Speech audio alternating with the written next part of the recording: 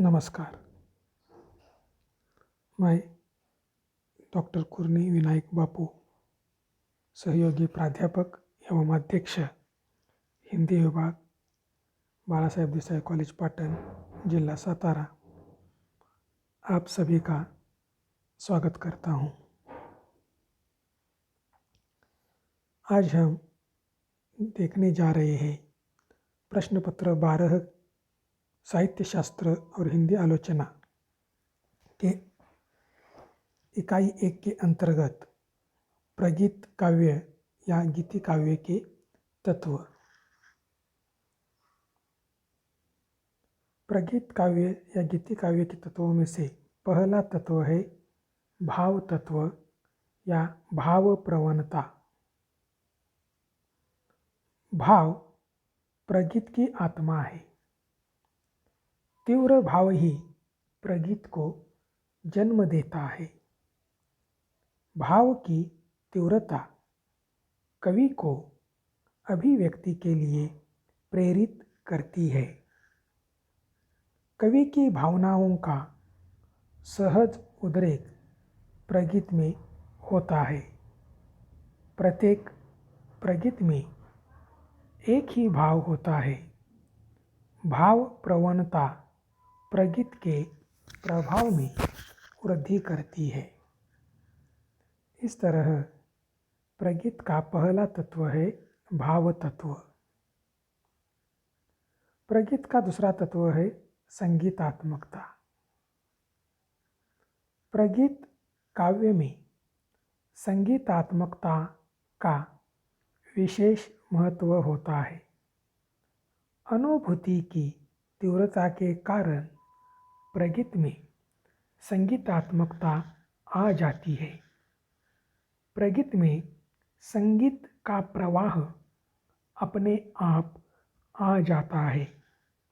प्रगीत में एक लय और प्रवाह होता है। इसमें शास्त्रीय शैली का आधार लेना आवश्यक नहीं है। नाद सौंदर्य पर ध्यान देना चाहिए।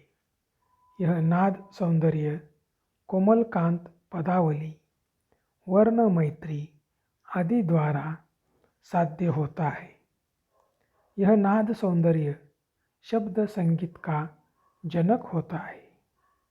संगीतात्मकता के कारण गेयता अपने आप आ जाती है। इस तरह प्रगीत काव्य का दूसरा तत्व संगीतात्मकता है। प्रगीत काव्य का तीसरा तत्व है वैयक्तिकता। प्रगीत व्यक्ति प्रधान काव्य है। वैयक्तिकता से ही गीत में प्रभावकारिता आती है। इसे आम आत्मतत्व भी कहा जाता है। जब कवि के हृदय में आशा, निराशा, हर्ष, विषाद, सुख, दुख आदि मनोवेगों का ज्वार तीव्र गति से उमड़ता है, तब कवि उसे व्यक्त करने के लिए विवश हो जाता है। वैयक्तिक अनुभूति जितनी तीव्र होती है, उतना ही गीत रोचक, रसात्मक एवं ग्राह्य लगता है। इस तरह गीति काव्य का तीसरा तत्व वैयक्तिकता है। प्रगीत काव्य या गीति काव्य का अगला तत्व है संक्षिप्तता। प्रगीत का आकार अत्यंत संक्षिप्त होता है। इसमें कवि की एक समय की अनुभूति व्यक्त होती है। यह अनुभूति तीव्र होती है। इस कारण प्रगीत में संक्षिप्तता अपने आप आ जाती है। साहित्यिक संक्षेप का सर्वाधिक प्रयोग प्रगीत में होता है। इस प्रकार प्रगीत काव्य का चौथा तत्व है संक्षिप्तता। प्रगीत काव्य का अगला तत्व यानी पांचवा तत्व है प्रवाहमयी शैली। प्रगीत की शैली में प्रवाहमयता आवश्यक है। शैली के माध्यम से प्रगीत में प्रेषणीयता आती है।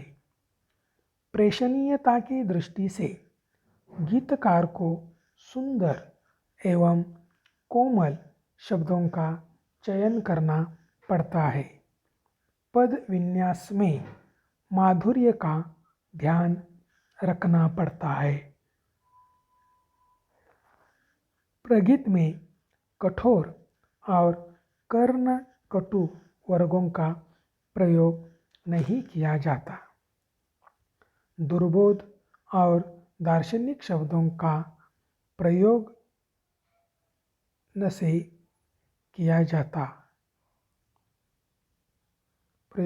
किया जाता।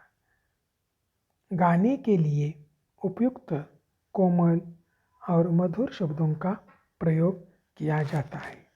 इस तरह प्रगीत काव्य का प्रवाहमय शैली यह एक तत्व है। प्रगीत काव्य का अगला तत्व है रागात्मक अन्विति।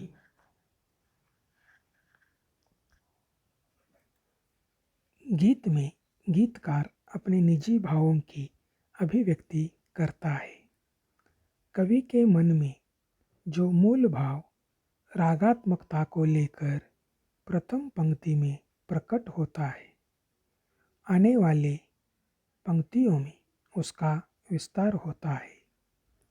गीत में आदि से अंत तक एक ही मनोराग व्याप्त होता है, वह है रागात्मक अन्विति। रागात्मक अन्विति गीत के लिए अत्यंत आवश्यक है। इस तरह प्रगीत काव्य का रागात्मक अन्विति यह एक तत्व है। अगला तत्व है, अगला और अंतिम सहज अंत प्रेरणा। प्रगीत में वैयक्तिकता होती है, भाव प्रवणता होती है। इसी कारण गीत में सहज अंतः प्रेरणा आवश्यक होती है।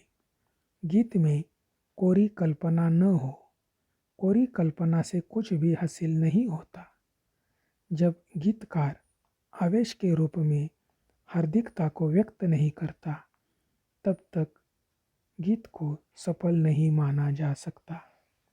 इस तरह प्रगीत काव्य या गीति काव्य के तत्व है। धन्यवाद।